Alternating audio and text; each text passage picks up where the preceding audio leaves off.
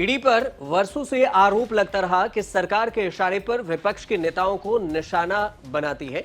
ये ईडी पर आरोप लगता रहा। सुप्रीम कोर्ट में लगातार खिंचाई होने और जांच में फंसे विपक्ष के ज्यादातर नेताओं को जमानत मिलने के बाद ईडी महीनों से शांत थी। लोकसभा चुनाव के 9 महीने बाद ईडी का राजनीतिक ऑपरेशन तेज हुआ है। सोनिया गांधी, राहुल गांधी, रॉबर्ट वाड्रा के जो फाइलें खुलने लगी और इसी लपेट में आ गए हैं वर्षों तक बीजेपी के मित्र दल वाईएसआरसीपी के जगन मोहन रेड्डी भी। जगन मोहन रेड्डी पर करप्शन के बड़े बड़े दाग लगे हैं। 15 साल से केस मुकदमे में फंसे हैं और दाग वर्षों पुराने हैं, जो पिछले कुछ सालों से किसी को दाग दिख नहीं रहे थे। और तब जगन आंध्र के सत्ता में थे और बीजेपी के मित्र दल का फर्ज निभा रहे थे। करप्शन के आरोप में जेल भी गए, जेल से निकलकर अपनी पार्टी बनाई, चुनाव जीतकर 5 साल तक आंध्र की सत्ता पर राज भी किया। और यह संयोग ही हो सकता है, नहीं तो चुनाव हारने के बाद देखिए तो बदलने का मूड भी। जगन राजनीति में जो जगन के दुश्मन है चंद्रबाबू नायडू, जगन जब भी चुनाव हारे तो हारने के बाद बीजेपी के मित्र दल का फर्ज निभाना भी भूल गए।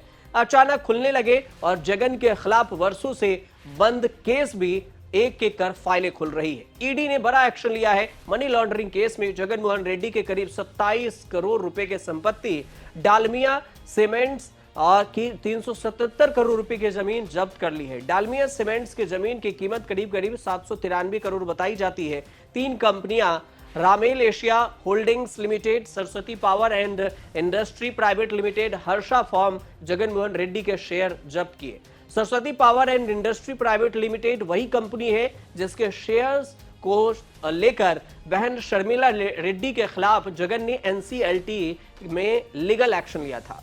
जिस केस में एक्शन हुआ है वो 2011 में सीबीआई ने दर्ज किया था। 2013 में चार्जशीट हुई। 14 साल बाद शिकंजा कसना शुरू हुआ और डालमिया सीमेंट भारत कंपनी के जगन मोहन रेड्डी से जुड़ी कंपनी के इक्वेट है। अब आरोप है कि पिता वाईएसआर राजशेखर रेड्डी ने के सीएम रहते जगन मोहन से जुड़ी company Raghuram cements company Dalmia company ने 95 करोड़ में इन्वेस्टमेंट किया था और बदले में कडप्पा फाइनेंस भी लिए और ये फिर डील हुई और इसी पर विवाद हुआ। मतलब कुछ देर तक लेना देना इसमें नहीं रहा, बाद में फंसते गए। 2011 का केस है। 2025 में ईडी का एक्शन हुआ और इस बीच में सब कुछ बदला है। कांग्रेस परिवार के जगन मोहन रेड्डी के पिता से जाने के बाद पलटकर वो कांग्रेस के पास नहीं आए, बीजेपी के करीब हुए, एनडीए में शामिल हुए, लेकिन जहां जरूरत पड़ी मोदी सरकार का समर्थन जरूर किए। 2024 के लोकसभा चुनाव तक जगन मोहन प्रो बीजे थे, एंटी विपक्ष बने रहे। जगन के विपक्ष में लड़ाई में हमेशा बीजेपी के ढाल बने रहे। सरकार में रहते हुए चंद्रबाबू नायडू को निपटाने में भी सोचा, लेकिन घोटाले के आरोप लगाकर उन्हें जेल में डाला गया।